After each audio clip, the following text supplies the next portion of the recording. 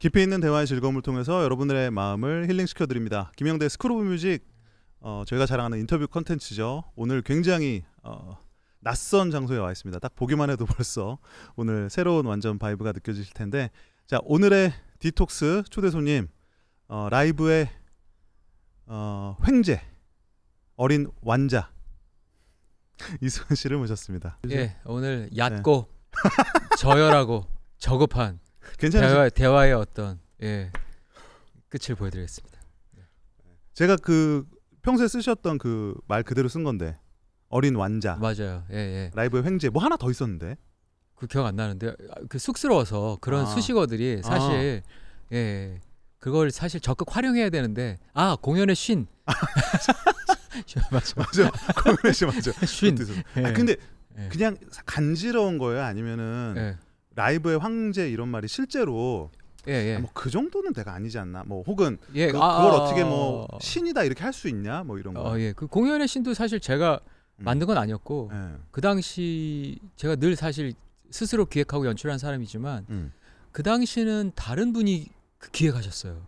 공연 지신이란 공연을 아예 이름을 만들어서 오셨고, 그래서 굉장히 쑥스러워했는데 제가 이 술을 마시면 언제나 하이퍼가 되기 때문에 너그러워지면서 모든 거를 이렇게 품거든요. 그래서 그때 알겠다 하자 공연 지신 이렇게 돼서 그걸 처음 기획할 때 약간 술이 취한 상태에서 그러니까 그걸 이름을 만들어 오신 기획자가 계속 저를 음주를 권하면서 그걸 받아들이게끔 만드신 거죠. 그러셨구나. 또 제가 한번 뱉은 말은 또 어떻게든 실천에 옮기는 사람이어서 그러다 보니까 뭐 거부할 수 없게 된 상황이었다. 근데 그런 네이밍 같은 데는 뭐 이렇게 그 말 자체는 쑥스러워하지만 내가 진짜 뭐 라이브로는 내가 한 칼 하지 뭐 이런 느낌. 라이브는 내가 짱이지.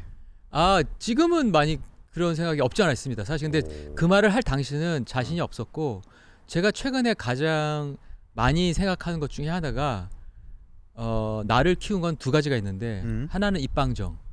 자, 말을 뱉으면 일단 어떻게든 실천하려고 하는 마음가짐이 있기 때문에 약간 던져놓고 그걸 메모했어요. 그리고 하나는 내가 늘 부족하다는 마음이었던 것 같아요. 저는 열등감과는 좀 근제감이 별로 없었어요. 진짜. 늘 부족하고 그래서 약간 무대에서 제가 언제 말씀드렸지만 언제나 떤다고 얘기하잖아요. 맞아요. 그 이유가 자신감이 없었기 때문에 내가 이 정도 하는데 괜찮아? 뭐 이런 느낌 때문에 제가 부단히 노력하게 되었다. 그래서 지금은 노력의 그런 과실을 그래도 어느 정도 내가 따먹으면서 자신감을 조금씩 가져가는 상황? 그런 상황이죠. 근데 저는 90년대 그 초반부터 그때 Always BC603 끝물이었나? 그때 아무튼 스텝스와 공연자들 연주자 수가 비슷하던 시절에 그렇죠. 관객 수와 스텝스가 비슷하던 시절. 밴드 수가 밴드 멤버가 훨씬 많았던 시절. 저를 포함하여 그때 9명? 근데 저는 7명인가? 7명 앞에서 한 적 있죠. 그러니까 단독 공연을. 전 그거보다는 좀 많을 때 봤었던 것 같기는 한데, 근데 그때도 그렇고 뭐 그 뒤에 무적 시절에도 그렇고 왜 무대에선 진짜 완전 날라다녔잖아요. 거의 뭐 내가 최고다라는. 그것도 사실 극내향형의 어떤 그 끼가 없음을 감추기 위한 몸부림이 아니었을까. 지금 생각해 보면 제가 무대에서 막 달리고 이러는 것들이 맞아요. 떨리니까 달렸던 것 같아요. 아니 제가 진짜 당시에 봤던 공연 중에 그렇게 이쪽에서 저쪽까지 맨날 달리고 왜 점프나 뭐 이렇게 차기 동작 같은 것도 많이 하시고, 맞아요. 마이크 스탠드 액션이 제 시그니처 그 중에 하나가 마이크 스탠드를 차서 옆에 있는 스텝까지 가게 만드는 거. 맞아. 그다음에 항상 이렇게 높이 뭔가 들고 하시고 이런 것들. 그랬었죠. 근데 그게 일단 제가 영향받았던 그런 가수들이 공연에 특화된 키스라든지 뭐 아니면 뭐 하여튼 공연 잘하는 가수들을 좋아했었거든요. 그래서 액션 이런 건 중요하다고 생각했지만 그거의 반이었고 반은 분명히 떨려서 그랬다. 그랬구나. 저는 그게 엄청난 자신감에 내가 최고다라는 거에 약간 표출 같다고 생각을 했었는데. 뭐 그리고 어느 가수분이 그런 말을 하신 적 있다고 들었는데 발라드 가수가 무대에서 땀 흘리는 거는 좀 뭐랄까 좀 매너보다는 자기가 좀 창피하다고 했었나 뭐 그런 게 있었는데 약간 너무 자의식이다. 저는 발라드 가수라고 인식을 하고 있을 당시에도 땀을 흘리지 않으면 뭔가 좀 죄송한 느낌? 관객들한테 최선을 다하지 않은 느낌? 예, 왜냐하면 노래하면 온몸이 뜨거워지거든요. 그래서 노래하는 게 굉장히 칼로리 소비에도 좋아서 저는 공연할 때 제가 밴드 애들한테도 운동 삼아 해. 공연 막 열심히 해. 그러면 살도 빠지고 좋잖아. 이런 말 하거든요. 뭐 여러 가지 복합적으로 예, 그렇게 열심히 하는 모습 보여드리는 것도 중요하다고 생각했던 것 같아요. 떨리는 거, 그다음에 영향받았던 거, 그다음에 관계에 대한 보답. 예. 근데 사실은 레파토리에 좀 소프트한 음악이나 좀 가벼운 팝락 스타일이나 발라드가 많이 있을 뿐 그 무대에서 연출을 하는 방식이나 사람들에게 보여주는 방식은 그냥 우리에게 되게 익숙한 팝 가수들 그 락 스타들의 면모를 가지고 있었다는 게 굉장히 차이점이었던 것 같아요. 어떤 거였는데? 예? 어떤 거? 아니, 그러니까 보통 락스타들은 항상 이제 무대를 되게 화려하게 꾸미고 네. 많은 볼거리를 제공하고. 락스타들이? 그렇지 않아요? 안 그런 락스타도 많았죠. 그래요? 예. 그거 뭐 그냥 뭐 LA 메탈 밴드라든지 뭐 아니, 그런 뭐 그렇기는 한데 예, 약간 뭐 좀 거기도 뭐 하나 뭐 비주얼 락커들 뭐 그렇죠.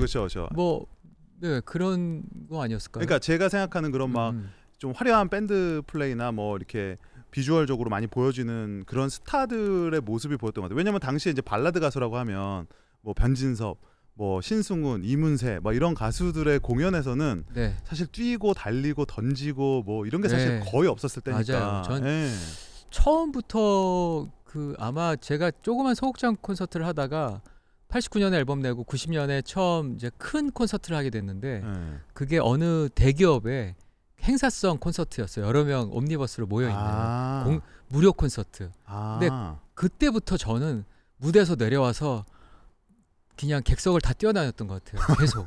예, 왜 그랬는지 저도 지금은 왜냐하면 제가 그 뛰는 게 컴플렉스거든요.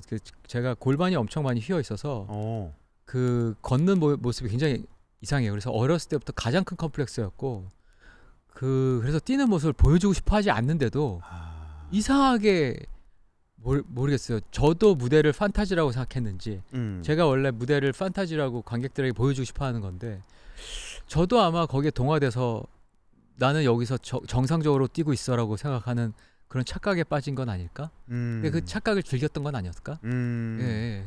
저 어렸을 때부터 정상적으로 뛰고 싶어 하는 그런 소년이었거든요. 예. 근데 그러면 아까 그 공연에서 왜 자신감 얘기를 했잖아요. 지금의 공연이 어떤 공연의 완성도나 레벨이 예전에 정말 뭐 10대 가수 시절 그 시절에 비해 지금이 낮다. 10대 가수? 아니 그러니까 예전에 이제 뭐 소위 뭐 90년대 최전성기 그 시절보다 그때 공연보다 지금이 여러 가지 공연의 퀄에 의해서 낮다고 생각을 하세요? 아 그렇죠. 팬들도 많이 얘기하죠. 계속 어떻게 계속 늘 수 있을까에 대해서 이거 제 입으로 얘기하는 좀 경이로워하는 것 같아요. 예. 이게 기량이 어떻게 그래 늘 수 있나? 그렇죠. 나이가 그 말은 이렇게 시원하게 왜냐하면 못하세요. 이게 대부분 나이가 드시면서 내구성이 많이 떨어지잖아요. 맞아요. 근데 목도 이게 근육이니까 뭐 근육도 있고 제 생각에는 술 담배를 확실히 많이 하시면 그 역류성 식도염 때문에 이 약간 그 뭐지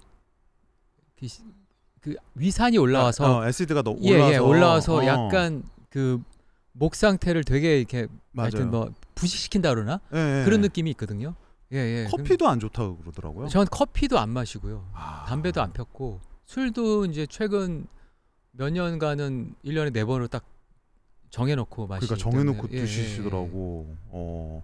근데 저는 이거는 본인이 답이 있으신지는 모르겠어요. 근데 제가 어린 시절에도 봤고 최근까지도 공연을 본 사람으로서 느낀 거는 보통 가수가 노래가 느는 경우는 진짜 많이 없거든요. 네. 그러니까 물론 이건 우리 편견일 수도 있어요. 왜냐면 우리 옛날 목소리에 익숙하고 그때 그렇죠. 목소리에 대한 향수가 있으니까 예. 사실은 지금이 더 잘 부르는데도 옛날 같지 않아라고 생각할 수 있는데 맞아요. 그런 걸 제가 정말 많이 겪는 가수. 진짜요? 예, 예. 옛날처럼 기교를 많이 부른다 지금은. 그리고 무슨 성악 발성을 쓰고 있다. 그렇죠. 비브라토가 많고. 근데 이제 그거는 그 곡이 그런 거, 그러니까 그 음압을 더 세게 내야 되는 곡들은 그런 발성을 쓸 수밖에 없고요. 그리고 속삭이는 곡에서는 예전보다 더 소프트하게 부르고. 그리고 여러분들이 지금 뭔가 인지 부조화가 생긴 건데 예전 노래 들어보면 그 당시가 더 꼬았어요. 노래를 일부러 막 막 비브라토도 더 이상하게 넣었었고, 근데 그거를 기억을 잘 못하시는 것 같아요. 예, 그래서 그런 것도 있기는 해요, 진짜. 예, 그래서 그리고 실제로 제가 아마 그 과도기적인 시기가 있어서 그때 보셨던 분들은 아마 노래를 이상하게 부른다고 생각하셨을 수 있을 것 같다. 그러니까 저도 약간 옛날 그 제 화면 유튜브로 올려놓은 거 보면 저도 고개를 떨군 적이 많이 있다. 예, 그래서 이해는 합니다. 하지만 지금 공연에 오시면 완벽하게 모든 게 정리된 걸 보실 수 있어요. 제가 어렸을 때 사실 다 영향을 받잖아요. 제가 읽었던 이제 그 기사 중에 프레디 머큐리가 투어를 하는 도중에 공연 외에는 일체의 말도 하지 않는데요. 말 자체를 하지 않는데요. 목을 보호하기 위해서. 그래서 저도 예전에 그걸 따랐었어요. 그래서 제가 막 까칠하다고 소문이 났던 게 그 대기실에서 한 마디도 하지 않고 계속 이렇게 막 구석 그냥 이렇게 웬 가운데 있으면 주목받으면 얘기해야 될 것 같아서 예, 그런 것 면도 없지 않아 있지 않았을까. 예, 그래서 프레디 머큐리 그 영화 보면 그때 알았는데 그 라이브 에이드 때 목 상태가 좋지 않았다고. 그랬죠. 예. 그러니까 사실 지금도 제가 작년 10월부터 지금까지도 약간 느끼고 있는 것이, 특히 10월에 감기 걸리자마자 그 신해철 그 10주기 추모 콘서트를 했었는데 그때 최악이었었거든요. 그 보컬리스트는 그 공포를 잊지를 못해요. 내가 목이 안 나올 수 있다는 그 공포. 예, 어떻게든 했는데 근데 정말 아침엔 목이 진짜 하나도 안 나왔었거든요. 어떻게든 목을 풀어서 했는데, 그래서 그 공포가 낫겠니 아니면 순간의 쾌락이 낫겠니 라고 생각하면 예, 그냥 공포를 겪지 않는 게 낫다고 생각하는 거죠, 제 입장에서. 그래서 뭐 온 세상에 천명하다시피 얘기한, 저는 사람 만나지 않고 공연 있으면 아무것도 하지 않아요. 밖에 걸어 나가서 자빠질까봐 밖에 걷지도 않는다고. 예, 그러니까 저는 집 회사 외에는 아무것도 하지 않죠. 예. 근데 그런 정말 공연 자체를 뭐 그냥 가수 생활에 뭐 하나 일부로서 공연 자체를 삼는 게 아니라 공연 그 자체를 거의 약간 신념처럼 가져가는 사람, 사명처럼. 그러니까 저는 그게 뭘까가 사실 공연자가 아니니까 좀 궁금하거든요. 나의 공연에 대한 이 열정이나 목적의식은 팔자. 그러라고 태어난 거죠. 뭐. 우리나라 그 뭐 그냥 당당하게 말씀드리면 우리나라 공연은 제가 발전시켰습니다. 제가 공연 스텝 양성화를 만들었고, 그렇죠. 제가 처음으로 브랜드 공연 만들었고, 제가 우리나라 공연 시스템화 시켰고, 예. 그리고 지금도 공연을 다른 이가 도와주지 않고 혼자서 만들고 있습니다. 예. 뭐 여기서 뭘 혼자 만드는데 물어보신다면 일단 기획하는 것부터 아무도 그냥 저는 그냥 스텝이 많지 않아요. 스텝 없죠, 한 명도. 전 매니저도 없고 아무도 없습니다. 예. 저 예전에 무슨 이렇게 뭐 디자인인데 그걸 혼자 하셨다는 거예요. 무슨 뭐 이렇게 포스터였나 뭐 디자인을. 디자인 제가 많이 하고 있습니다. 제가 했던 디자인, 제가 되게 문신한 게 있습니다. 제 DF 로고 디자인을. 이 디자인을 본인이 직접 하신 거예요? 예. 제가 문신으로 이거 하나밖에 없어요. 저는 문신이. 근데 이렇게 한 거죠. 그 제가 지금 입고 있는 것도 혹시? 그것도 근데 그거 같이 하게 이거는 아니에요. 그건 아니에요. 이거는 이거는 제 그 디자인 선생님께서 거의 다 하셨어요. 그리고 뒤에 있는 그 일러스트레이션은 그 전에 무슨 유주연 씨인가 누구 아니다 그분이 아니에요. 무슨 그 디자이너가 계셨는데 휴먼 때 그 일러스트 디자이너 이름이 이렇게 있었거든요. 그 95년도에. 네. 그때는 이제 외주 디자이너 있었고 지금은 직접 다 합니다. 포스터랑 저희 굿즈랑 전부 다 직접 다 하고 있습니다. 근데 그런 바쁜 와중에 뭐 떼창의 민족도 하고 지금 이제 좀 이따 얘기하겠지만 휴먼 30주년 콘서트도 하고 또 헤븐도 하고 또 계속 매 분기마다 그러니까 다른 가수들은 하나 갖고 한 2, 3년 프랜차이즈를 비슷하게 해서 가는 경우가 많은데 네. 거의 금방금방 바꾸시잖아요. 새로운 거를. 새로운 게 계속 떠올라요. 올해도 흑백 영화처럼도 있었잖아요. 흑백 영화처럼 이제 되게 반응 좋았던 18회 했어요. 흑백 영화처럼 진짜. 18회 했었고 뭐 이제 지금 저희가 이제 마무리를 지은 콘서트는 20년 동안 자선 공연했던 착하게 살자가 있었고 그리고 무적이라는 타이틀은 이제 큰 공연을 할 때 이제 10,000명 이상의 공연을 할 때 붙이는 제목이고 제가 하도 많이 해서 사실 기억이 잘 안 나요. 너무 많은 엄청 많았죠. 그간에 사실 한 거 올해만 4종류의 공연을 만들었던 것 같은데 그러니까. 헤븐하고 떼창의 민족하고 아니 보통 그러면 떼창의 민족을 하면 그걸로 올해 내년 뭐 이렇게는 하지 않나요? 보통 가수들이? 근데 이제 예전에는 저희가 이제 뭐 돌콘이라는 이름으로 돌발 콘서트 맞아요. 돌콘이라는 이름으로 이제 클럽 콘서트를 하다가 제가 이제 떼창의 민족은 사람들이 너무 좋아해서 이거는 계속 가져갈 수 있을 것 같은데 문제는 이게 최고령 가수와 최고령 관객이 홍대에서 모여서 스탠딩 공연을 하는 게 과연 언제까지 지속 가능할까? 지속 가능성에 대한 의문이 계속 있죠. 그래서 사실 저희 팬 커뮤니티에서도 못 가겠다. 올라오나요? 그런 말이? 나 너무 아프다. 이거 어떻게 견딜 수 있을까? 그런 걱정들이 많아서 뭐 올해는 이제 4번 정도 했는데 그거 기록 경신 한번 도전하신다 그러지 않았었어요? 최장 시간. 빠데이. 빠데이는 이게 저희도 데이터에 의존해서 이거 합니다. 지금까지 몇 시간이죠? 9시간 반 93곡이 기록이고. 근데 이게 빠데이는 일단 대규모 콘서트 관객이 저희가 체육관 규모로 했을 때 10,000명 이상 들었을 때 가능한 공연이에요. 진짜로 라이트하지 않고 되게 시리어스한 팬들이 오는 곳이기 때문에 그런 팬이 3,000명이 돼야 돼요. 근데 저는 계속 내리막길을 걷고 있는 가수지 않습니까? 그러다 보니까 갑자기 슬픈 분위기로. 전 옛날부터 얘기했어. 97년부터 얘기했어. 97년 사이클 앨범부터 판매량이 딱 줄어들자. 저는 왜 그러니까 이게 나는 진짜 솔직해요. 근데 난 그 이해가 안 갔어요. 당시에도. 보통은 그거를 포장하잖아요. 근데 나 그러기 싫었어요. 언제나. 아니 포장을 해야 나는 좀 그 분위기로 밀어붙이는 건데 나는 자조적인 말을 하는 걸 너무 좋아해.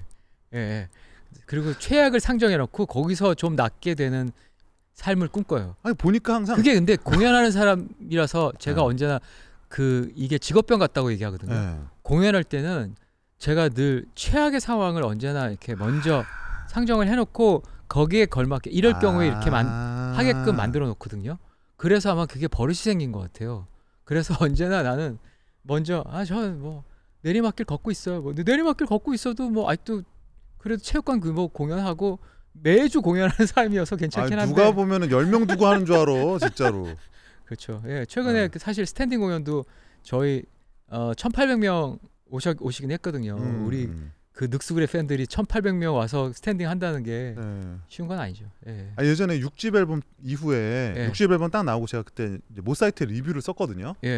근데 이제 이승환이라는 사람이 걸어온 길을 쭉 얘기하면서 이번 6집이 사실 대중성이 많이 없다는 말을 듣긴 하지만 이승환은 이 충성스러운 팬들과 뭐 5-60만에 달하는 뭐 팬들과 이렇게 막 썼어요. 근데 얼마 후에 무슨 인터뷰를 한 걸 봤는데 저는 점점 내리막을 난 뭐냐고. 그래서 나 글 쓴 사람은 뭐냐고. 저는 근데 뭐 무슨 그 롤러코스터처럼 급속으로 내려오는 게 아니라 완만한 경사로 소프트 랜딩. 예, 그래서 아직 랜딩은 안 했죠. 예, 저는 뭐 괜찮습니다. 와, 그거 몇 개 기억나요. 예. 점점 나는 내리막길을 걷고 있다. 그것도 되게 전성기인 사이클 때 그 사이클 이후에 그런 말씀을 하셨고 사이클 때는 안 했고. 사이클 때는 예.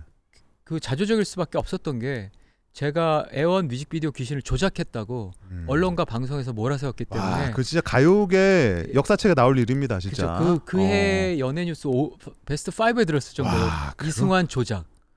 와, 그거 저는 그래서 예. 다 사실은 어른도 싫고 다 싫었던 시기였어요. 사실 그때 여기 만든 이유잖아요. 그렇죠. 드림 팩토리를 만든 이유기도 하고 예. 나는 다시는 제도권 안에 있지 않겠다. 예. 원래도 제도권 안에 없었는데. 그래도 그 당시는 뭐 탑스타 라디오도 인기 가수. 많이 하고 그렇지. 뭐 기자들이랑 인터뷰도 많이 하고 그랬었는데 이제 하지 않겠다 이제. 예, 그래 봤자다. 예, 그렇게 생각했던 거죠. 언론에 대한 이제 불신과. 그래서 개간지를 만들어서 나만의 언론 창구를 갖겠다. 근데 그게 말도 안 되는 거죠. 개간지 그 정도 해갖고 그래서 그러니까 뭐 그랬습니다. 그래서 그 당시 그런 말투 생겼던 것 같아요. 예, 물어보면 그거랑 이제 아니 뭐 에? 대국민 사기를 벌인 조작 무슨 말씀하시는 거예요 지금? 조작범인데 뭐 이렇게 제가 지금 말하자면 제 심정이 아니 뭐 저 내리막길이에요 뭐 이렇게 얘기했던 것 같아요. 예. 야, 그래도, 하지만 이제 아닙니다, 여러분. 저 그거 다 밝혀졌습니다. 이건 진짜 예, 꼭 짚고 넘어가야 돼요. 왜냐면 아직도 모르시는 분 제 주변에도 많더라고요. 그러니까요. 근데 우리가 지금 이제 얼마 전에 사장 남천동에서 헬마 씨도 헬마가 뒷팩이었다면서요. 예, 근데도 제가 약간 그 뮤직비디오 얘기가 나오죠. 저 이승환 형님이 싫어하십니다. 그래서 넘어가는 거 보니까 몰랐구나. 예, 제가 아직도 조작했다고 생각하는 것 같아. 헬마우스가 몰랐구나. 아직도 나를 몰라? 내가 얼마나 솔직한 사람인지. 그래서 지금 생각해 보면 그런 많은 사건 사고들이 내 음악에는 결국 그 좋은 영향을 줬었다. 단련시켰다. 예, 더 성숙할 수 있는 계기를 주었다. 온실 속의 화초로 남지 않고. 예, 그래서 그런 것들이 다 쌓여서 예. 어떤 사회에 대한 관심도 생겼게 분명했을 거고. 근데 그렇게 뭐 4개, 5개 공연 프랜차이즈를 동시다발적으로 거의 뭐 이제 그 공연계 문어발 이거 너무 백종원 골목상권을 해치는 뭐 그런 느낌으로 얘기하면 어떡해요. 예. 공연계 정말 안 해본 것 없이 다양하게 하는 와중에 예. 집회에서 공연하시고 막 그 영하 날씨에 우통 벗으시고 예. 그게 네. 좀 너무 좀 과한 게 아닌가. 과한 거? 아니 그러니까 과한 게 아니라 그러니까 조금 자제할 수 있는데 컨디션 관리를 안 하는 거 아닌가? 그렇죠. 예. 좀 영향이 있잖아요. 그런 게. 일단 목이 안 좋을 거라는 공포를 뛰어넘었어요. 내가 그 계엄에 대한 공포가. 예. 그래서 예. 그래서 나가게 됐죠. 그리고 저는 예전에도 얘기했지만 음악하는 사람은 세상과 함께 아파야 된다라는 게 제 가치관이고, 예. 그러면서 우리 음악이 또 성숙해지는 거라고 생각하기 때문에 저는 마땅히 해야 된다. 예, 라고 생각했어요. 근데 그리고 언제나 그렇게 먼저 매를 맞고 제가 거의 원로 선배격이잖아요. 그렇죠. 예. 그럼 당연히 깃발 들어야 된다. 예.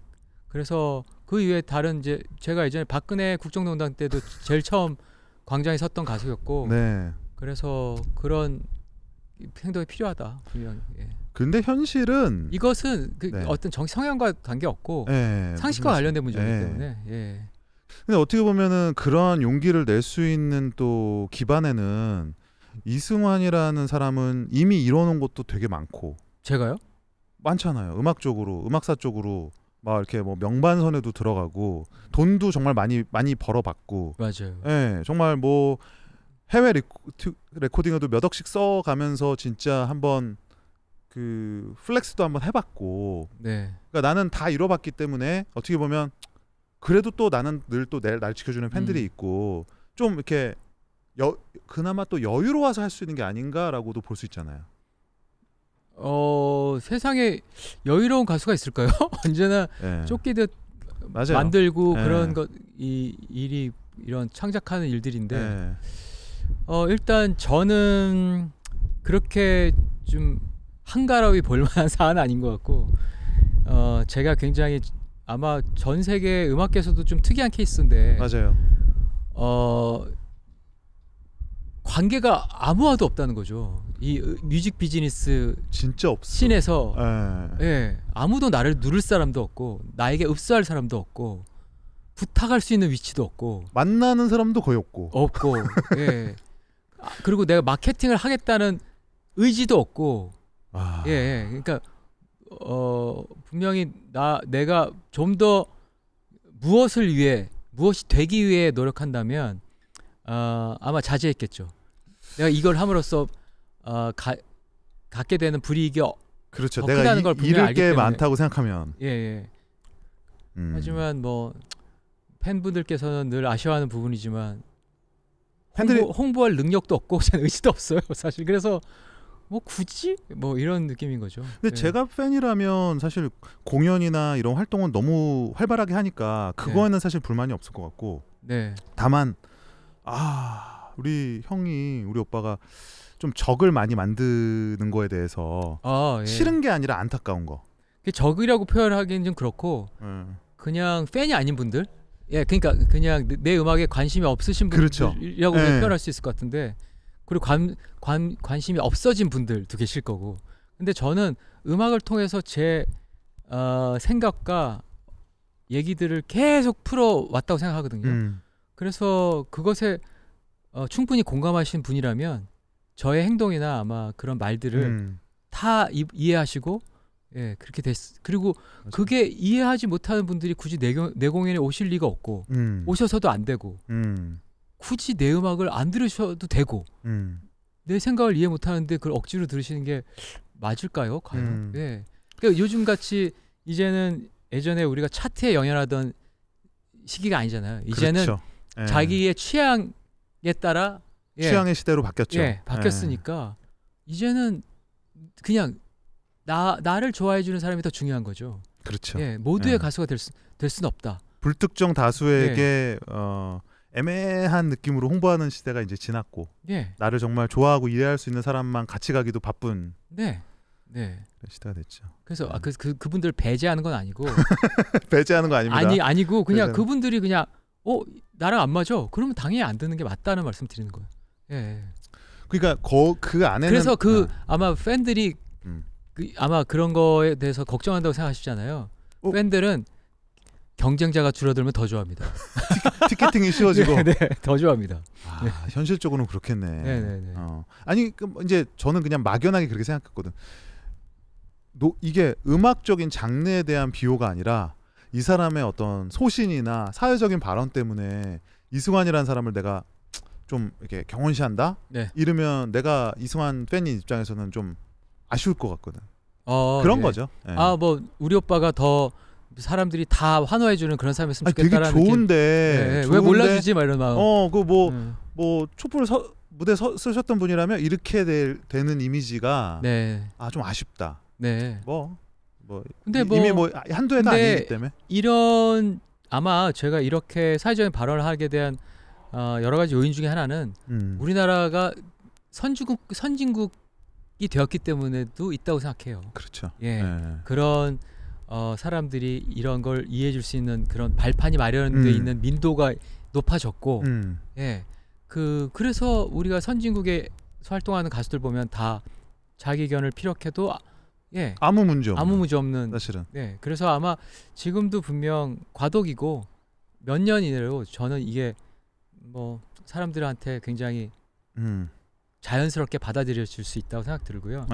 제가 뭐 이건 예로 드는 게 좀 어색할 수도 있지만 제가 예전에 2000년대 2006년쯤인가 6년쯤 그때 피규어 모으는 사람으로 해서 중년 오타쿠라고 이제 막 손가락질을 엄청 받았어요. 라디오스타에도 강아지 데리고 나오고 뭐 저 철딱서녀 없는 그런 엄청 욕 먹었거든요. 맞아요. 근데 지금은 키덜트 문화가 어쩌고 이제는 너무 자연스러워졌잖아요. 그리고 그거 얼리 어댑터. 네, 그러니까 일단 모두의 취향을 인정해주는 사회가 되었다고요. 그래서 맞아요.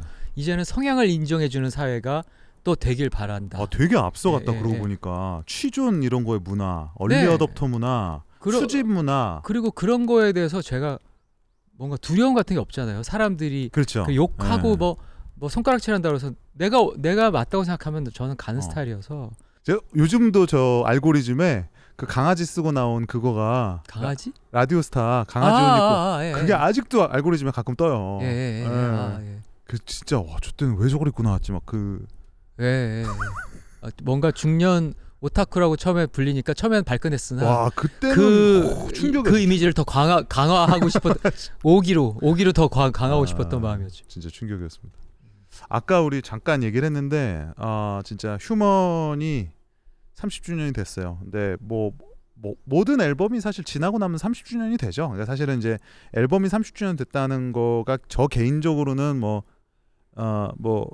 그 앨범과 개인적인 어떤 내 기억이 있는 사람들에게는 그냥 그런 의미가 있을 거지만 제가 그래도 평론가이기 때문에 저에게 있어서 휴먼 30주년은 그냥 뭐 이승환의 어떤 앨범이 30주년 됐다 이런 의미보다는 한국의 그런 가요사를 이렇게 가끔 이제 정리를 하다 보면 어떤 순간이 한 번씩 오거든요. 예, 소위 모먼트라 그러잖아요. 그러니까 가요계를 뭐 규정하는 혹은 가요계 역사를 뭐 바꾼 혹은 한 아티스트의 커리어를 완전히 바꿔버린 그 순간이 오는데 그게 저는 휴먼이 아니었을까. 네. 여러 가지 의미에서. 맞습니다. 제가 개인적으로도 예. 굉장히 삶의 위기였던 때였고 예. 위기를 기회로 바꾸고 싶어 했었고.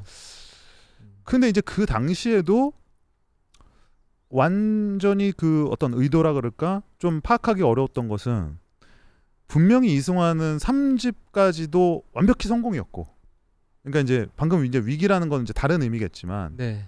1집은 뭐 발라드의 어린 왕자로 뭐 등장했고, 뭐 거의 앨범의 80% 이상이 히트곡이고, 2집도 뭐 메가 히트곡이 두세 곡씩 나왔고, 3집도 사실은 그 이전의 음반보다 훨씬 이제 버라이어티하면서 락 성향이라든지 막 사운드 좀 큰 사운드들이 많아서 뭐 이 정도면 사실 그때쯤 됐을 때는 우리 음악 덕후들 사이에서는 다섯 손가락 안에 꼽기를 주저하지 않았었어요. 이제 이승환이라는 사람을 발라드뿐만 아니라 이제 전체를 봤을 때. 근데 이 사람이 왜 갑자기 그런 어마어마한 자본을 투자를 해서 미국에 가서 굳이 왜 녹음을 해왔을까라는 그 궁금증 하나. 네.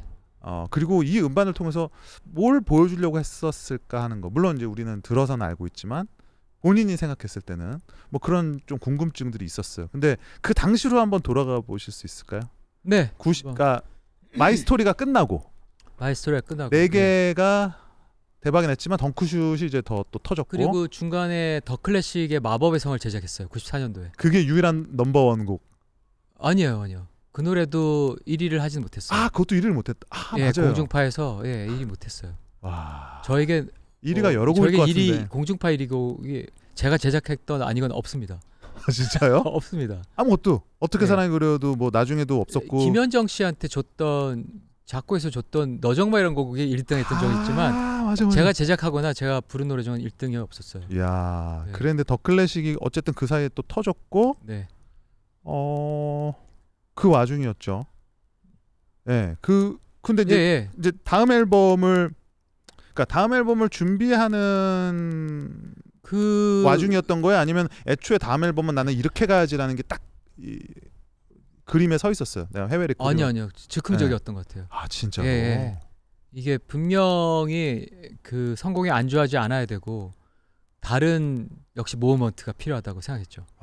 그래서 그러기 위해서는 여태까지 그러니까 그 좀 부러워했던 것들이 조용필 선배님이 그 미국 가서 녹음하셨던 그런 서울 앨범, 서울도 있. 그다음에 이승철 씨가 했던 그런 색깔 속의 비밀. 그런 것들 있었는데 봄, 여름, 가을, 겨울의 아웃사이더 앨범. 네. 그것도 있었고. 근데 이제 약간 제 생각에는 네. 가요와는 그 외국의 반주가 잘 묻지 않았다라는 생각이 있었어요. 그 몇몇 곡들이. 그래서 물론 서울은 너무 훌륭했지만 서울은 이제 멜로디적으로 또 굉장히 가요적인 멜로디를 어떻게 보면 붙였다고 생각이 들어요. 그래서 이제 그거는 좀 다른 것 같고. 근데 제가 봤을 때 그 지금 사례에 해당하는 거는 봄, 여름, 가을, 겨울 3집하고 이승철 씨의 색깔 속의 비밀이 아니었을까? 그다음에 이 조용필 씨의 꿈 앨범도 사실은 꿈이 되게 좋긴 했지만 다른 곡들 들어보면 약간 진짜 외국 가서 녹음해 온 느낌. 그 느낌이 되게 우리 가요씬에서 나오는 음반 같지 않은. 그래서 이거를 좀 더 가요스럽게 만들면서 더 훌륭한 퀄리티로 할 수 있지 않을까? 그런 좀 도전의식도 있었고. 근데 아예 외국을 나가서 녹음을 한다 그러면 오히려 나는 더 팝스럽게 만들고 싶다는 게 더 그런 욕망이 더 크지 않나요? 근데 이미 제가 네. 아마 90년대 초반에 많은 사람들이 네. 환호를 받았던 이유는 그 팝스러움이 좀 남들보다 더 강하게 있는 노래를 만들었기 때문에 네. 굳이 더 팝스럽게라고 생각하지 않았던 것 같아요. 아 그러면 나는 네. 나는 완전 오리지널 뭐 R&B 오리지널 팝처럼 네. 만들어야 되겠다. 가요화 된다고 생각했어요. 아 진짜로. 예. 물론 이제 뭐 거기 그 스윙 곡들도 있고 이렇기 때문에 빅밴드 스윙 같은 게 있기 때문에 있죠. 예. 그런 것들은 이제 굉장히 뭐 완전 미국 장르니까 이제 그렇고 어쩔 수 없었지만 예. 다른 곡들은 그래서 한국과 미국의 녹음을 반반씩 섞어서 앨범을 냈고요. 예. 그러면 애초에 나는 외국에서 정말 그 외국 세션들하고 한번 내가 해보는 게 나는 되게 원이야. 나는 그게 목표야. 이런 거는 아니었었던 거네요. 아니요. 그런 생각도 있었죠. 그런 것도 있었어요. 예. 우리가 꿈에도 그리던 그분들과 예. 그리고 실제 지금은 많이 격차가 줄어들었지만 예. 그 연주력의 차이는 사실 너무나도 크게 났기 때문에 그럼 당시에 그걸 겪어보고 싶었어요. 당시에 뭐 우리나라 뭐 사랑과 평화, 네. 뭐 위대한 탄생 네. 이런 팀들의 연주력과 비교해서도 많이 차이가 나던가요? 네. 그렇죠. 왜냐면 지금은 뭐 그렇죠. 예, 지금은 우리 그 후배들이 너무 잘해서 지금은 뭐 거의 따라잡았고 저도 깜짝깜짝 놀라는 게 그 아이돌들 해외 투어 같은 경우 해외 세션 안 쓰고 맞아요. 우리 그냥 옆에서 보던 그 세션이 같다고 막 이런데 누구 팀들 보면 있잖아요. 뭐 글래스톤베리에서도 하고 막 코첼라에서도 하고 막 예. 근데 뭐 별로 막 음향적으로 차이가 안 나고 이제 그래서 그렇지만 그 당시에는 좀 차이가 분명히 있다고 생각합니다. 그러면 이제 음악적인 그런 뭐 수준에 대한 갈구가 하나가 또 있었을 것이고 외국에서 하고는 싶은데 가요적인 사운드가 묻어있지 않으니까 그러면 그거를 이제 해결하려는 이제 고민이 시작됐을 텐데 그런 거 말고 어떤 뭐 다른 동기도 있었어요. 뭐 인간적인 내적인 어떤 원래 근데 지금도 늘 공연 때 그 말씀 드리거든요. 마지막 멘트로 많이 더 나은 사람이 되겠습니다. 더 나은 사람, 덜 부끄러운 사람이 되겠습니다. 근데 저는 항상 더 나아지고 싶어 했어요. 항상. 예. 그래서 내가 바라는 나가 나왔군요. 그렇죠. 내가 바라는 나라는 것도 그런 의미가 있었고 전 항상 제가 모자라다고 생각하기 때문에 늘 나아지고 싶어하는. 그런데 그때는 뭔가 나아지는 어떤 그 격차가 점프한 느낌이죠. 그렇죠. 완전. 예. 스텝 바이 스텝 이런 게 아니었어. 그냥 점프해버린 거예요. 맞아요. 근데 그 점프가 사실 전례가 없는 점프여서 맞아요. 그렇긴 당시에 뭐 누구한테 뭐 조언을 받았는지 뭐 해외 레코딩 하면 이런 식으로 뭐 누구의 손을 거쳐서 코디네이트를 해서 뭐 스케줄은 이렇게 잡고 그거를 뭐 선배들한테 얘기를 들은 게 있다거나 그런 건 없고 다행히 그 제가 헤비메탈 할 시절에 다른 밴드에 있던 친구가 그 미국 LA에는 MI라는 그 뮤직 인스티튜트인가? 네, 맞아요. 거기를 다니고 있어서 그 친구한테 연락해서 우리 약간 그 실용음악 그 전문 학교 같은 거죠. 버클리 같은.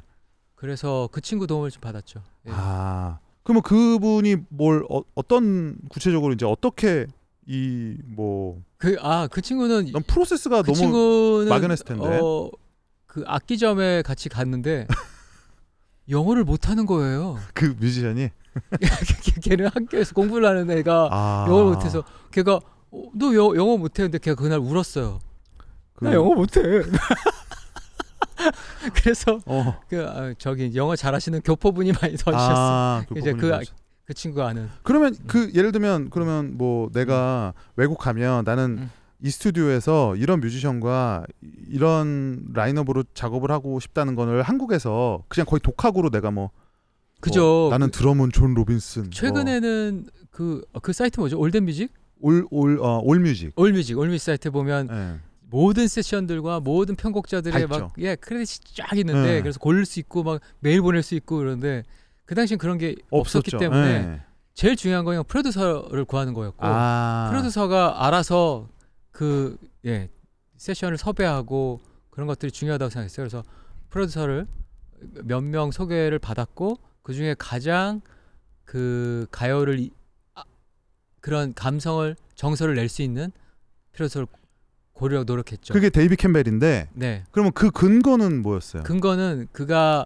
바이올린 연주자였다는 점과 바이올린 연주자. 예, 전공이 바이올린이었고 그리고 체코 태생이었을 거예요. 그래서 아무래도 그런 유럽 쪽의 정서가 미국보다는 가요에 더 다 있으니까 음악들이.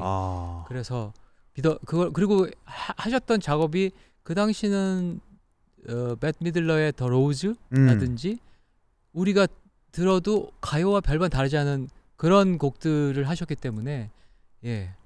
그래서 그렇죠. 그분과 하기로 했죠. 제가 다른 방송에서도 뭐 잠깐 얘기한 적 있지만 그때 I Don't Wanna Miss a Thing? 네, 에어로스미스. 예, 에어로스미스의 스트링 편곡을 하셨죠. 그렇죠. 예. 데이비 캠벨이 그 곡도 그냥 가요잖아요. 들어보면. 그렇죠. 그래서, 예. 그러니까 그 시절에도 그랬고 그 이후로는 더 이 빅 네임이 됐지만 거물이 됐지만 네. 데이비 캠벨은 당시만 해도 가장 잘 나가는 스트링 편곡자 중 하나였는데 네. 이 미국에서는 스트링 편곡이 이게 일반적인 밴드 세션의 바깥에 놓여 있는 네. 굉장히 전문 영역이거든요. 네. 그래서 이 사람들은 오히려 진짜 그 실력자들만 거의 독점을 하다시피 하는데 네. 그 데이비 캠벨이 거의 그중 한 명이었더라고요. 네. 근데 뭐 스트링 편곡만 하신 건 아니었고 여러 가지를 한 걸 다 확인했죠. 그렇죠. 그래서 이제 뭐 사실 그 당시로서는 저희가 뭐 인터넷으로 뭘 주고받을 수 있는 상황도 아니었고 뭐 편곡한 걸 테이프로 보내줘 이럴 수도 없고 그래서 그냥 믿고 갔어요. 예. 그러면 뭐 믿고 갔기 때문에 좀 시행착오가 있었고. 그렇죠. 예. 안 써야 될 돈도 더 많이 쓰고 근데 그랬겠죠. 뭐 그렇죠. 그래서 역시 너무 팝스러운 편곡이 나와서 예. 특히 1000일 동안은 한번 업고 다시 했었죠. 그러니까 그 얘기가 있던데 1000일 동안이 사실 이제 이 앨범의 가장 백미이면서 어쨌든 휴먼을 오늘날의 위상에 올려놓은 곡이 어쨌든 1000일 동안이잖아요. 네. 사실 발라드를 계속 해왔는데 뭐 너를 향한 마음이나 텅 빈 마음이나 뭐 나를 해서 사실 좀 조짐은 보였어요. 나를? 4개. 나르는 김현철 죄송합니다. 제가 요즘 책을 쓰고 있는데 곡을 왔다 갔다 하고 있어갖고 4개에서 사실은 조짐이 좀 보였잖아요. 뒤에 막 이렇게 막 콰이어 거대 발라드의 어떤 조짐. 근데 사운드는 물론 이제 완벽히 따라가주지 못했지만 이제 그 조짐이 보였었는데 그 노래가 사실은 우리가 지금 알고 있는 버전이 아니다. 네. 아니었다. 네. 심지어 라인업도 달랐다. 그렇죠. 연주자들도 달랐고. 근데 그 연주자가 달라지면 진짜 그 필이 그렇게 많이 차이 나요? 그 A급 세션들인데도? 그런 것 같아요. 와, 신기하다 진짜. 이게 저희가 썼던 그러니까 물론 다양하게 잘하시는 분들도 계시지만 그 저희가 스팅의 드러머였던 굉장히 유명했던 비니 컬러였다를 썼는데 그분은 그 스네어가 그냥 늘 비슷한 톤이었던 것 같아요. 그래서 굉장히 그 약간 하이톤에 빡빡거리는 그래서 그 좀 어울리지 않는다라고 계속 생각했었고 그 이제 아까도 말했지만 이제 4집에서 만들어진 어떤 공식 아닌 공식들이 이제 조금씩 확장되기도 하고 때로는 약간 그 컴팩트하게 바뀌기도 하면서 그 이후의 앨범들을 전부 지배해요. 7집 같은 경우는 뭐 아예 2개로 나눠서 앨범 그 2장이 다 마스터도 다른 데서 한 걸로 제가 그때 들었던 기억이 나고 오보이즈랑 같은 데서 하지 않았나? 아니에요. 하나는 일본 그 버니그란만 저편에서 했고. 그래요? 예. 남의 앨범인데 내가 더 잘 기억을 해. 그래서 오보이즈가 그때 25곡이나 작업하느라고 너무 힘들어가지고 오보이즈 사운드가 그래서 좀 마음에 안 드신다고 했던 그런 기억까지도 좀 납니다. 써니사이드업이 훨씬 좀 제가 그때 그걸 질문했거든요. 난 오보이즈가 조금 날카로운 것 같은데 왜 그랬냐 그랬더니 그때 되게 놀라시면서 그거 일본 버니그란 저편에서 스케줄이 안 맞아서 거기다 맡겼는데 되게 마음에 안 들었다고. 그래서 저희가 황금기를 인정받은 순간이었잖아요. 혼자 가서 버니그란드만 거기 일본에 혼자 가서 마스터링 하고 했었는데 그게 이제 아무튼 그랬었다. 이제 하도 자주 가니까 이제 좀 그래도 친해진 사이가 돼요. 그 당시에는 말해가 좀 그러네요. 그리고 뭐 사람들이 인상적으로 뭐 기억에 남는 곡들은 또 많이 있었지만 뭐 본인은 좀 아쉬운 앨범이었다고 하는 이제 8집 앨범, 예, 상사병 앨범도 상사병? 심장병. 상사병은 누구 노래죠? 모르겠어요. 상사병은 뭐 발라드에서는 안 쓸 것 같은 제목이긴 한데요. 약간. 아까 방송에서 트로트를 좀 소개하고 왔더니 정신이 없네요. 심장병하고 물어본다가 거기 아니었어요? 물어본다. 사실 그 싱글 제가 지금도 그 얘기를 하죠. 지찬이에게 저 작곡가 지찬아, 내가 물어본다를 타이틀곡으로 했다면 내 인상이 바뀌었을 것 같아. 그러니까. 내가 계속 발라드를 밀었고 그 발라드조차 뜨지 않아서. 근데 물어본다는 뜨지 않았어도 지금도 회자되는 노래잖아요. 그렇죠. 그 당시에 심장병이 좀 그 당시 타이틀곡 역사 봤을 때는 차라리 상사병이었으면 낫지 않았을까. 그 얘기 죄송합니다.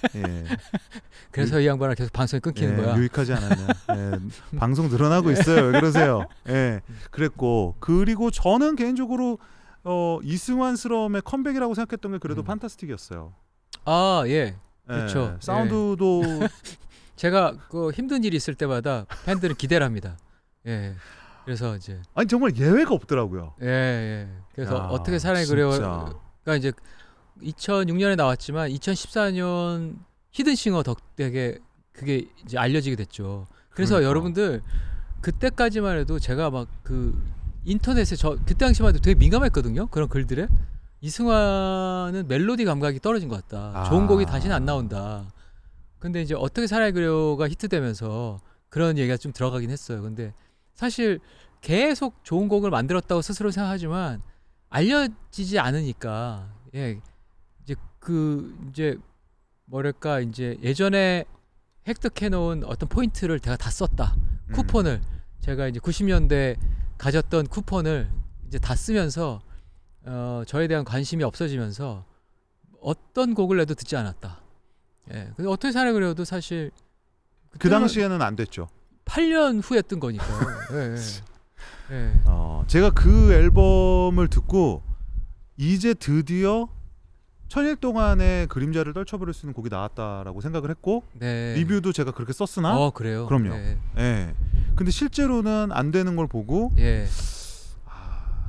어떤 그래서 이승환과 저는 이 그때 깨달았어요. 인생은 마케팅이라고. 인생은 음악의 퀄도 아니고 퀄러티도 아니고 멜로디 감각도 아니고 마케팅. 그렇습니다. 그래서 씁쓸한 어른들의 세계인데. 근데 요즘에는 이제 그런 경로가 아니어도 뭐 유튜브라든지 SNS라든지 다른 경로를 통해서 이제 알려질 수 있는 경우가 많으니까 이제 지금 열심히 음악 하시는 후배들은 그런 생각 안 가셔도 될 것 같아요.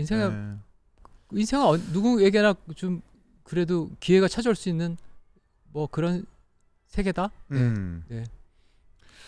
그래서 어쨌든 뭐 음악적으로는 어쨌든 발라드 천일 동안에 대한 컴플렉스를 한 번은 저는 개인적으로 떨쳐버렸다고 생각을 하고 그 앨범에 뭐 있죠? 락 음악은? 뭐가 있었죠? 그 집 앨범에 기억이 안 나. 개미혁명이 훌륭하죠. 개미혁명. 단독전쟁? 단독전쟁. 맞아요. 반해반 앨범에 단독전쟁 같은 경우도 컨츄리 꼬꼬와의 소송으로 만든 노래였어요. 단독전쟁. 그때 뭐 찾아보시면 나올 겁니다. 그랬습니다. 그랬었고 이제 그 다음에가 좀 방향을 좀 바꿔서 이제 거대 발라드의 느낌으로 안 가고 반해반이라는 곡이 정지찬 씨 곡이잖아요. 그것도 그거는 또 그때도 그랬죠. 제가 지찬이한테 그랬어요. 지찬아, 내가 반해반을 타이틀로 하지 않았으면 어떻게 어땠을까? 내가 완벽한 추억을 타이틀로 했어야 되는데 애초부터 완벽한 추억을 밀었어야 되는데 그러니까 지찬이에게는 악담과 뭔가 덕담을 두 개를 그러면 한 번도 정지찬 씨는 맞는 타이밍에 근데 물어본다는 스테디셀러로 지나고 나서 계속 좋아해 주시기 때문에 본인 저작권 순위 3위래요. 뭐 그러면 뭐 아쉬움이 없죠. 반해반 같은 경우는 지금 다시 들어보니까 얼마 전에 다시 들어봤거든요. 그랬더니 그 사운드에서 우러나오는 그 클래식함이 이 또 거대 발라드와는 다른 되게 그리고 이게 약간 저희가 약간 올드스쿨하면서도 좀 뭔가 그 푸근한 듯한 이 그 믹스한 분이 위아더 월드 믹스하신 지금 이름 까먹었는데 움베르토 가티카. 움베르토 가티카. 와, 네. 진짜 너무 유명하신 분이잖아요. 그렇죠. 근데 네. 진짜 프로듀서보다 더 힘센 엔지니어. 예. 그리고 이 그 대부분 엔지니어들이 자기 아웃보드들 네. 그 음향 장비들을 이렇게 꺼내놓고 이렇게 의자로 띠 가서 이렇게 만지고 이렇게 하잖아요. 네. 그래서 우리가 저렇게 이렇게 볼 수 있거든요. 네. 움베르토 가티카는 그 장 안에다 감춰놔요. 그래서 가서 이렇게 몰래 이렇게 장을 열어서 이걸 돌리시고 다시 닫으세요. 그 무슨 이렇게 장인들의 뭐 그러니까 비기처럼? 절대 볼 수 없어요. 와. 그러니까 이게 우리가 그게 약간 뭔데? 그래서 우리가 그때도 이 믹스가 너무 비단결 같다, 실키하다. 딱 그 표현이었어요. 예. 제가 하고 싶었던 말. 진짜 와 이렇게 어떻게 이렇게 잘 걸 수가 있냐, 소리가 너무 좋다. 약간 거기에 약간 저희가 뭔가 그때 성재랑 같이 이제 가서 그 믹스를 같이 봤는데 거기서 좀 뭔가 잘못 생각한 것 같아. 이 곡이 타이틀인가 보다. 이 믹스하면서의 그 감흥 때문에. 역시 그 현장에서 느끼는 게 예. 나중에 집에 와서 생각해 보면 아닐 수가 있는데. 예. 그래서 하여튼 지찬이 곡 좋았는데 반해반도 근데 그때가 한번 너무 더운 이게 거의 여름 무렵에 돼가지고 발라드를 완벽한 추억 같은 발라드는 락 발라드면서 약간 좀 서늘한 느낌이 있거든요. 맞아요. 예. 싸한 느낌이 있죠. 그리고 이제 좀 모던하죠, 좀 더. 그리고 그때 느낌이. 그 사운드가 그때 되게 유행했었던 사운드라서 되게 트렌디했었거든요. 그게 약간 놀이플라이 감성. 그리고 가사도 누가 칭찬해줘서 제가 그때 가사 좋았죠. 어떤 사람이 이승환은 구닥다리인 줄 알았는데 이런 가사를 쓰는 거 보고 놀랐다. 그래서 왜 완벽한 추억을 하나를 가지게 되는 게 왜 고맙고. 사람들은 나를 그렇게 모를까? 나는 코디도 직접 하는 페피이고 왜 나를 다 구닥다리로 생각할까? 너무 오래 봐서 그런 것 같아요. 옛날부터 89년부터 봤으니까. 그래서 하여튼 그랬습니다. 그 점도 좀 있었죠. 근데 뭐 그런 걸 더 안타까워하지는 않고요. 그거 결국 지금의 나를 만들기 위한 그 모든 것에 욕심을 조금씩 버리게 하는 일이었다. 그러면 갑자기 이거는 그냥 돌발 질문인데 여태까지 그러면 타이틀이 아닌데 우연히 그러니까 순서가 뭐 잘못됐거나 내 계획이 아니었는데 이게 대표곡으로 알려져, 예를 들면 변진섭의 희망사항처럼 그런 식으로 뜬 곡들이 세 가지 소원. 그대는 모릅니다가 반응이 너무 안 와서 그대 모릅니다가 반응이 안 나왔었어요. 곧바로 세 가지 소원을 찍었어요. 뮤직비디오 곧바로 찍어가지고 그랬구나. 세 가지 소원이 훨씬 알려졌죠. 맞아. 기억나네요. 그리고 그 이후에 제가 아마 9집 어떻게 살아야 그래요 이후에 10집부터 모든 타이틀곡 선정에 실패합니다. 다 실패. 폴트플라이 전 앨범에서도 화양연화가 더 알려졌고. 그러니까 그때도 당시 SNS 하는 친구들이 이번 앨범 뭐가 좋아요? 근데 다 화양연화라고. 다 화양연화라고. 그리고 대중음악상 시상식에도 올해 싱글상인가? 그런 거 있잖아요. 거기도 화양연화라고 했어. 너에게만 반응을 빌었는데. 그래서 그러니까 다 실패했어요. 그 10집, 11집, 12집 다 실패했던 거. 그랬었나? 근데 잠깐만. 폴트플라이 전은 그랬었고 후에서는 12집도 후에서도 백야를 밀라고 그랬었는데 사람들이 제가 그냥 나 뭐 밀었지? 11... 그 앞에 너는 타이틀 기억도 안 나네. 아니 12집. 오래되면 이게 제목이 기억이 잘 안 나니까. 기억이 안 나네. 나는 단어야. 나는 단어야 같이 그냥 쉬운 곡이 될 줄 알았는데 백야가 더 좋다는 사람이 훨씬 많아요. 제 생각에는 백야를 타이틀로 작심하고 밀었으면 좀 달랐을 거라고 봅니다. 아닙니다. 뭘 밀어도 되지 않습니다. 제가 누누이 얘기하지만 왜 안 돼? 뭘 밀어도 어떻게 살아도 뭐 그렇게 해도 안 되는데 어떻게 살아요 같이 그렇게 대중적인 곡도 안 되는데 안 됩니다. 뭘 해도 안 됩니다. 그냥 앞으로도 안 돼요? 앞으로도 안 됩니다. 앞으로도 절대 나올 수 없어요. 인기곡은 나올 수 없어요. 히트곡 나올 수 없어요. 윤종신 씨도 존니가 나왔잖아요. 근데 종신은 그런 그 인프라가 구축이 돼 있죠. 그렇게 홍보가 될 수 있는 여러 가지의 여러 가지가 있죠. 있고 저는 뭐 이렇게 앨범 내고 공연하고 이런 저는 걸로 앞으로 뭔 일에 그래서 너만 들으면 돼란 노래 너만 들으면 돼 있었죠. 노래 왜 만들었냐면 그때 홍보 1도 안 하는 거에 도전한다. 그러니까 뮤직비디오만 만들고 아무것도 하지 않겠다. 예, 그래서 그 다음부터도 제가 뭐지? 아무것도 안 했을걸요? 예, 그 12집 때도 아무것도 안 했을 겁니다. 예. 폴트 플라이는 근데 네. 진짜 재발견이 돼야 돼요, 이 앨범은. 네. 12집은. 그렇죠. 폴트 플라이 그저다안녕도 너무 좋거든요. 예, 그렇죠. 예, 맞습니다. 그저다안녕 끊어지는 듯한 막 애절한 보컬이. 그리고 저는 제 노래 중에 가장 아끼는 곡은 10억 강연의 신호예요. 그래서 예, 그런 것들이 있는 10억 앰비언트 사운드입니다, 이거는 진짜. 예, 정말 그 감동이 10억 강연의 신호 미쳤어, 같은 경우는 막 그 홍대에서도 음악하는 친구들이 저 아는 그 누군가에게 찾아가서 와, 형 이승환 늑다리 가수인 줄 알았는데 형 와 10억 강연 신호 와 이랬다는 거예요. 와, 예. 그래서 좀 재발견이 되면 좋겠습니다. 저도. 그 폴트 플라이라는 그 앨범으로만 공연한 적도 있어요. 그 앨범이 워낙 훌륭해서. 예. 폴트 플라이 전 때는 그래도 활동을 좀 많이 하셨던 기억이 나는데. 폴트 플라이 전 때 그때는 막 EBS도 나가시고. 그렇죠. 네, 폴트 왜냐하면 플라이... 그게 많이 했다고 생각하는 게 많이 하진 않았는데. 그래요? 히든싱어가 있어서 그때 히든싱어가 너무나도 대박을 쳤기 때문에. 그래서 폴트 플라이 전이 뭔가 더 대중적으로 떴다는 생각이 좀 많이 드는구나. 히든싱어의 영향이 한 1년 정도 공연에 좋은 영향을 끼쳤어요. 그래서 되게 티켓 상황도 좋았고 그랬었어요. 그 레코딩 상에서 존재하는 내가 생각하는 명곡과 공연에서 불렀을 때 근데 이거는 그냥 내가 좋다고는 어차피 다 내가 만든 곡이니까 좋다고 생각했는데 이건 진짜 완전 띵곡인데 하는 곡들이 달라요. 그러면 이런 것도 있잖아요. 좀 돌려서 가자면 나 이런 것도 만들었네 싶은 곡 있잖아요. 이런 곡도 만들었네? 내가 평소에 뭐 자주 듣거나 하는 음악 스타일은 아닌데 내가 앨범에 이런 나름 시도도 해서. 그거는 휴먼 앨범의 그 참을 수 없는 존재. 이렇게 여쭤보니까 또 나오네. 그렇죠. 그거 왜냐면 그 누가 하겠어요. 근데 빅밴드 음악을 하는 그리고 제대로 했잖아. 빅밴드를. 그러니까 어떻게 보면 약간 너무 쓸데없을 정도로 제대로 했잖아요. 그리고 이 빅밴드 사운드를 만들기 위해서 그 당시 95년도엔 인터넷이라는 게 거의 없었을 때거든요. 그죠. 근데 데이비 캠벨이 얘기했어요.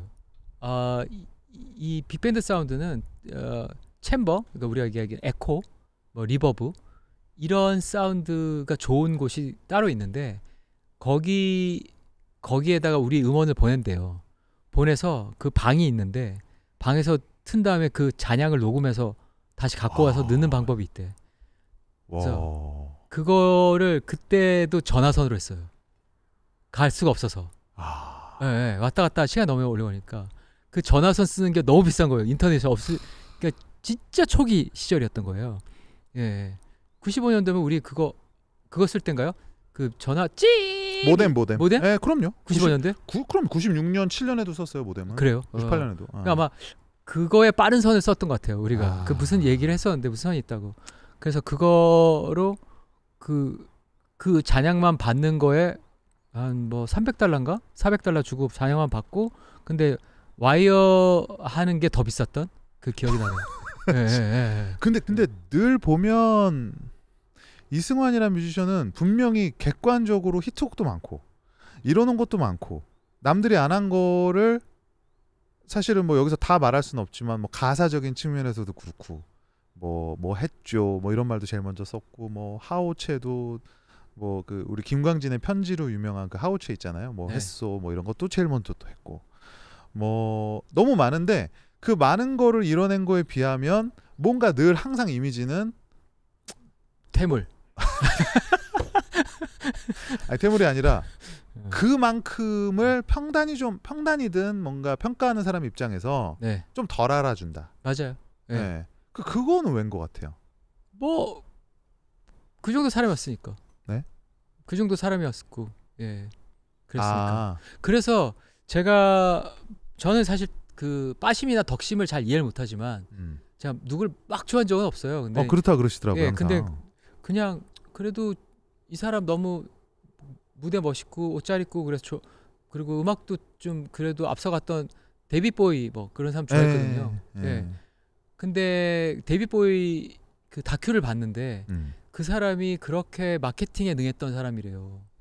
예, 그래서 그렇죠. 한때는 뭐 사업도 하고 그러면서 되게 좀 비난도 많이 받았고 좀 악독하게 해서 예, 그런 게 있었다는 거죠. 그러니까 그 결국에는 좀 나서기도 했었어야 되는데 예, 나서지 않았고 나를 알리려는 노력이 일도 없었고 예, 일도 없었던 건 아니지만 많이 없었고 그런 것들도 작용은 했지만 내가 그 정도 사람이었기 때문에 예, 그렇게 막 훌륭하진 않았기 때문에 예, 그래서 지금 제가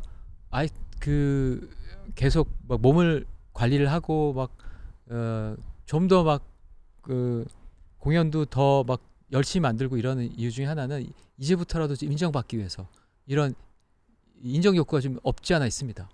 이제라도 좀 알아줬으면 좋겠다. 예, 사람들이. 근데 늦었지 뭐. 아니 왜 이렇게 염세적이세요? 아니 저는 그 얘기를 이제 먼저 꺼내셨으니까 저도 편하게 얘기할 수 있는 것 같아요. 그러니까 이승환은 커리어를 보면 애초에 그게 마치 운명이었던 것처럼 판도 직접 들고 다니면서 팔았고, 네. 홍보도 누가 안 해주니까 제가 레코드 가게를 여기 이승환 앨범 없어요? 막 그거 엄청 많이 했죠. 뭐 이수만?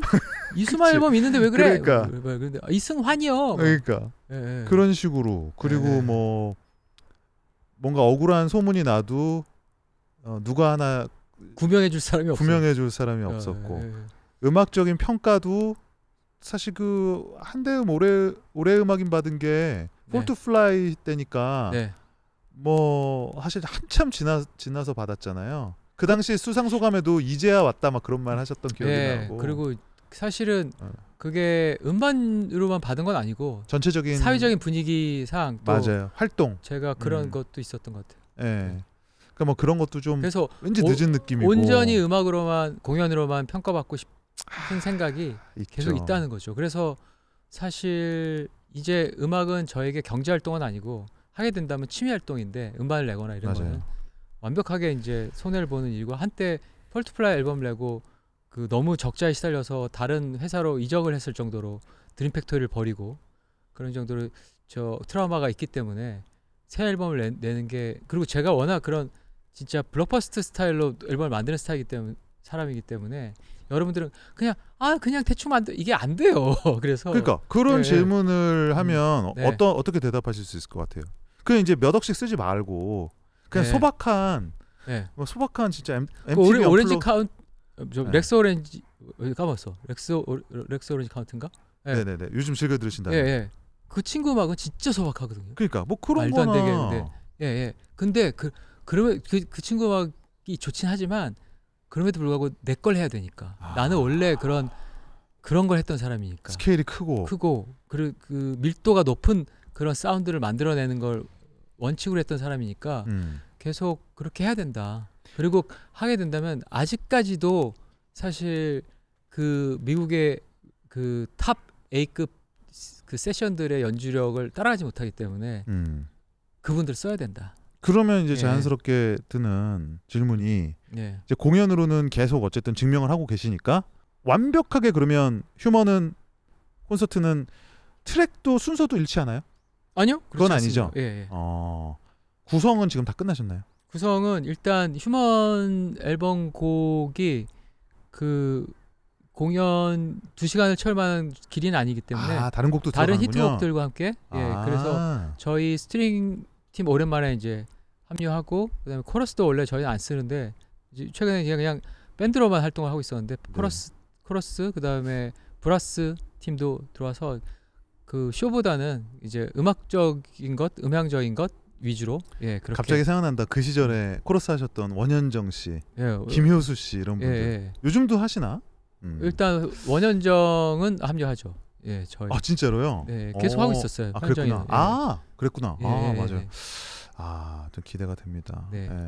그래서 오늘 여기 하여튼 그 주인장인 김영대 씨가 나오셔서 저를 골탕 먹이는 그런 토크쇼 진행자처럼 나오실 겁니다. 그것도 지금 비밀로 할까 말까. 근데 뭐 그거 뭐 누가 그걸 중요하게 생각한다고. 맞아요. 잘하든 못하든 뭐 네. 큰 완성도에는 네. 지장이 없을 거예요, 그죠? 그리고 사실 영대 씨한테 웃음을 기대하진 않잖아요. 또 한번 웃기면 또 엄청 웃기거든. 네. 알겠습니다. 네. 그래서 아까 결국엔 그 질문을 못 들었어요. 네. 앨범은 나옵니까? 앨범 안 나오죠. 제가 이제 올해 공연을 이제 해본 투어가 끝나면 이제 오랫동안 휴지기를 가질 건데요. 휴지기를 가지는 이유가 여자친구 만들려고 휴지기를 가집니다. 예. 제가 환갑 기념으로 여자친구 이제 제가 예전에 우리 조명 대표님이 저 2018년도인가 19년도에 공연 엄청 많이 할 때 저도 쉬고 싶어요. 저 여자친구 만들고 싶어요. 그랬더니 사랑은 60부터 라는 문자를 보내오셨어요. 제가 거기에 막 주술처럼 제가 거기 마법에 걸린 것처럼 네. 진짜 오랜 동안 여자친구 없어서 진짜 사랑을 60부터 하게 생겼어요. 너무 좋은데요. 부럽네요. 사랑을 할 수 있는 해도 되는 위치에 있다는 것이. 해도 되는 체력. 해도 되는 체력과 재력과. 재력이 왜 필요하죠? 거기서? 재력이 필요하죠. 성물이네 이 사람. 그렇다는 얘기입니다. 하여튼 뭐 아무튼 휴먼 콘서트 여러분 저는 저의 행복을 위해 제가 봤을 때는 그런 거 좀 고쳐야 돼요. 네. 너무 지나치게 어떤 코믹한 거에 너무 집착해요. 제가 저번 콘서트도 갔었을 때도 좀 아닌데 싶은 모먼트가 몇 개 있었거든요. 되게 막 발라드 그거에 영향받아서 그건 다 안 했잖아요. 발라드 메들리 하는데 막 계속 웃긴 거 하려고 그러고 이렇게 시무룩한 표정 짓고 그걸 왜 할까 약간. 네, 그거를 조금 자제할 필요도 있지 않을까요? 아니요. 네, 알겠습니다. 휴먼 콘서트. 근데 그 위에 내가 좀 자제했어 사실. 맞아, 그 얘기 맞는 것 같아. 발라드인데 굳이 그렇게 할 때 굳이라는 말이 맞아요. 맞아. 네. 그게 사실 뭐 그 부분이 그걸 엄청나게 더 웃기게 하는 것도 아닌데. 근데 그게 진짜 즉흥적으로 하는 거 봤는데 그 옛날에 발라드 부르다가 이렇게 죄인처럼 이렇게 서 있는 장면이 뒤 화면에 나온 거예요. 근데 저걸 응용하면 좋겠다. 약간 그러니까 본능적으로 좀 순간 내가 웃겨야 된다는 그런 그 강박이 항상 있으신 것 같아요. 무대에서는. 맞아요. 무대에서는. 왜냐면 저는 언제나 즐거운 공연이었으면 좋겠어요. 쇼. 그러니까 우리 공연을 보고 그 순간만큼은 제가 환타지를 만들어 드리고 그래서 현실의 시름을 다 일상의 시름을 잊으시는 시간이 됐으면 좋겠고. 맞아요. 그러다 보니까 언제나 재밌고 유쾌한 그러니까 발라드마저도 유쾌했으면 좋겠고. 물론 아주 심각한 곡에서는 아니죠. 발라드는 유쾌하게 하지 마세요. 어디다 대고 일해라 절해라. 휴먼 뭐 이렇게 숨겨진 약간 깜짝 왜 티저 할 만한 거 없습니까? 없어요. 네, 그냥 알겠습니다. 휴먼에 있는 곡 그대로 하고요. 지금 너무 기다리시는 분들이 많더라고요. 휴먼은 많은 분들에게 저에게도 굉장히 인생의 큰 전환점이었지만 인생작이죠. 그 시기에 청소년기를 겪으신 분들에게 그리고 음악을 진지하게 대하셨던 분들에게는 되게 추억이 많은 앨범이었던 것 같아요. 맞습니다. 그래서 저도 그런 얘기 많이 들었어요. 진짜 저한테 그날 표 주면 안 되냐고 그런 말 안 하는 애도 이런 얘기를 했어. 그래서 잘 부탁 안 하거든요. 근데 제가 표가 완전 매진되는 건 좀 힘들다. 일단은 일반 관객분들이 다 구입하시는 기회를 드리고 남으면 줄 수 있지만 이라고 얘기하죠.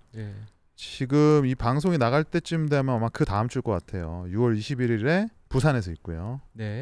28일에는 28, 29일에는 서울에서 있습니다. 그리고 그다음 7월 12일 대구에 있고요. 일단 여기까지 지금 스케줄이 나와 있는데 또 반응 봐서 제가 좀 더 진행을 시키도록 하겠습니다. 소개팅 좀 시켜줘요. 저는 언제나 마지막 이제 마무리 얘기로 좀 드리자면 언제나 나이가 들고 난 다음에 이제 제가 했던 말이죠. 무엇이 되는 것보다 어떻게 사느냐가 중요하다. 근데 그러기 위해서는 통찰이 필요한 것 같더라고요. 그 지식이 필요한 게 아니고 저는 사실 그렇게 지식이 많은 사람 같지는 않은데 어느 순간 그래도 통찰을 조금씩 가지는 것에 대해서 스스로 뿌듯함을 느끼거든요. 그래서 그런 걸 나눌 수 있는 소개팅이 필요해요. 통찰. 와 너무 어려워. 이게 무슨 말인지 잘 모르겠어. 통찰을 나눌 수 있는 소개팅이라는 게 통찰도 혹시 필요가 없는 거 아니에요? 아 통찰 있어야 돼요. 네. 통찰. 네. 제가 누누이 말씀드리지만 성향. 그렇죠. 아. 통찰을 가지면 그 네. 성향도 네. 예, 뚜렷해지는. 알았어요. 예, 이해했어요. 예. 네. 굉장히 지금 날씨가 너무 아름다운 날인데 우리 디톡스 사상 최초로 지금 야외에서 찍었는데 여러분 뭐 이미 다 아시겠지만 여기가 드림 팩토리입니다. 예. 드림 팩토리의 테라스에서 이야기를 나눴고요. 여러분도 좀 재밌게 봐주셨으면 하는 바람이고 자 여기서 마무리하도록 하겠습니다. 지금까지 수고해주신 공장장 이승환님께 진심으로 감사드립니다. 고맙습니다. 네, 감사합니다. 고맙습니다.